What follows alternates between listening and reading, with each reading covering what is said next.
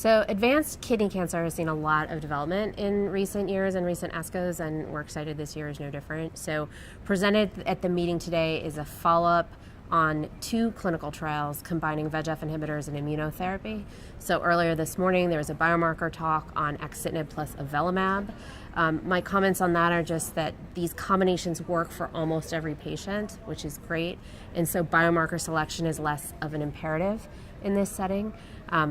I think the axitinib and pembrolizumab data that we'll see on Monday will talk more to subtypes of kidney cancer. So, for instance, sarcomatoid renal cell carcinoma has been one that's historically difficult to treat, tends to be aggressive, and earlier data on ipilimumab and nivolumab showed that that combination worked very well for this group of patients. The data we'll see on Monday will show us that axitinib plus pembrolizumab also works very well for this group of patients. So for the practicing oncologist who's looking for sort of a go-to frontline therapy, I think axitinib plus pembrolizumab is probably the best bet. The other thing to note is that this combination worked across all risk categories. The data on Monday will speak specifically to poor and intermediate risk and show that the hazard ratio remained excellent for those patients as well in terms of overall survival. This combination remains the only one so far of VEGF inhibitor plus immunotherapy that has shown an overall survival benefit. I just want to highlight that's the most important endpoint in this disease, where these are drugs we could use either in combination or sequentially. We really want to know that the combination up front is what gives benefit. Otherwise, it'd be easier and cheaper to sequence them. And so leaning on that overall survival, which is the best surrogate we have for combination versus sequential, I think is important. And so that's a good standard of care that we now have in the frontline setting.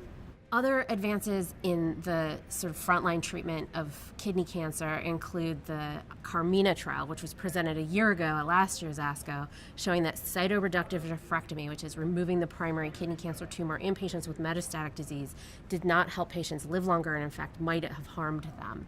And I think this makes sense now that we have great systemic therapies for kidney cancer that work better and better, that delaying the time to therapy with a big surgery may not be beneficial for most patients, or is not beneficial for most patients. The question is, from those of us in practice who've been doing cytoreductive nephrectomies, is that we do think there probably is a subset population who benefit from this procedure, but defining them was a little bit difficult in the discussions that followed the presentation of CARMINA last year. So the CARMINA authors are back at ASCO this year showing us that selection can be done, and really the parameters for selection make sense. There are patients with one risk factor making them intermediate risk kidney cancer, and there are patients with few metastatic sites, so the burden of disease in the primary, which is then removed. So that approach makes sense for those select patients.